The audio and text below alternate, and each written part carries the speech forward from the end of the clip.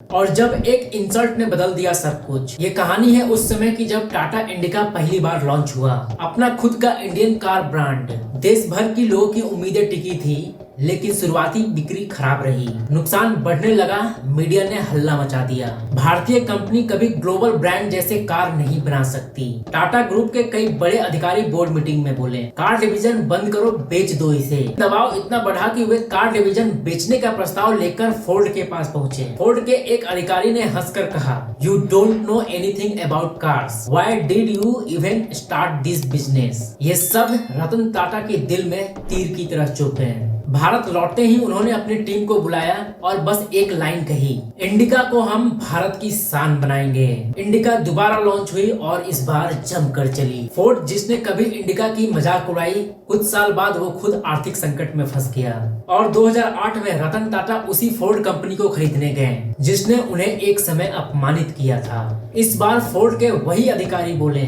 We are lucky to sell our brand to you will take good care of them। और Jaguar Land Rover एक भारतीय company का हिस्सा बन गई। 1980 का दौर था, टाटा ग्रुप एक मुश्किल मोड़ पर खड़ा था। देश बदल रहा था, दुनिया बदल रही थी, पर टाटा समूह अपने ही अंदर बिखरा हुआ था। कंपनी अलग अलग दिशाओं में भाग रही थी और एम्प्लॉय में बेचैनी थी। और तभी एक साधारण से दिखने वाले शांत स्वभाव के इंसान को स्टेज पर बुलाया जाता है, रतन नावल टाटा। लोगों के मन में संदेश था, क्या ये चला पाएंगे इतने बड़े समूह को? क्या ये JRD टाटा जैसी लेगेसी निभा पाएंगे? ये तो बहुत शांत है, बिजनेस की दुनिया गरजने वालों की है। लेकिन रतन टाटा की आंखों में एक चिंगारी थी, एक ऐसी आग जो बाहर की शोर में नहीं, अंदर की शांति में जलती थी। जन्म 28 दिसंबर 1937 मुंबई। पिता नावल टाटा, माता सोनी टाटा। 10 वर्ष की उम्र में उनके माता पिता का तलाक हो जाता है। पालन पोषण उनकी दादी लेडी नवाजबाई टाटा ने किया।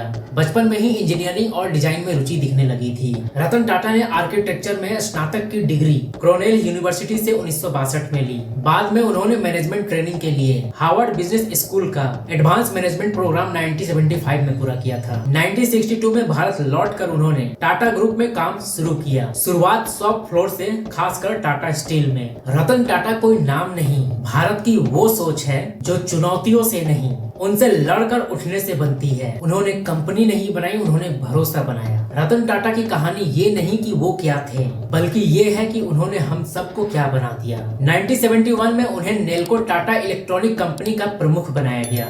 उस समय नेल्को नुकसान में थी। उनकी मेहनत से कंपनी सुधरी, लेकिन इमरजेंसी और मंदी ने ग्रोथ रोक दी। यह दौर उनके लिए चुनौतीपूर्ण था, लेकिन उन्होंने हार नहीं मानी। 1991 में उन्होंने अपने चाचा JRD टाटा की जगह पाते हुए उन्हें टाटा सन्स का चेयरमैन बनाया गया। उनके वर्किंग पीरियड में टाटा समूह ने भारत के बाहर बड़े पैमाने पर विस्तार किया। 2000 में ब्रिटेन की चाय कंपनी टेटली की खरीद, 2007 में यूरोप की इस्पात कंपनी क्रॉस ग्रुप का अधिग्रहण, और जब एक इंसल्ट ने बदल दिया सब कुछ। ये कहानी है उस समय की जब टाटा इंडिका पहली बार लॉन्च हुआ। अपना खुद का Indian car brand.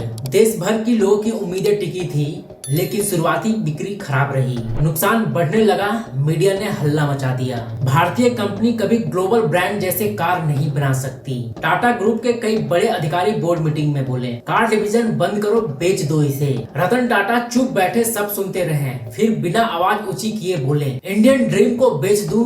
No, not happening. लेकिन दबाव इतना बढ़ा कि वे कार डिवीजन बेचने का प्रस्ताव लेकर फोर्ड के पास पहुंचे। फोर्ड के एक अधिकारी ने हंसकर कहा, you don't know anything about cars, why did you even start this business. ये शब्द रतन टाटा के दिल में तीर की तरह चुभ गए। उनकी आंखों में आंसू तो नहीं थे, लेकिन संकल्प का तूफान जरूर था। भारत लौटते ही उन्होंने अपनी टीम को बुलाया और बस एक लाइन कही, इंडिका को हम भारत की शान बनाएंगे।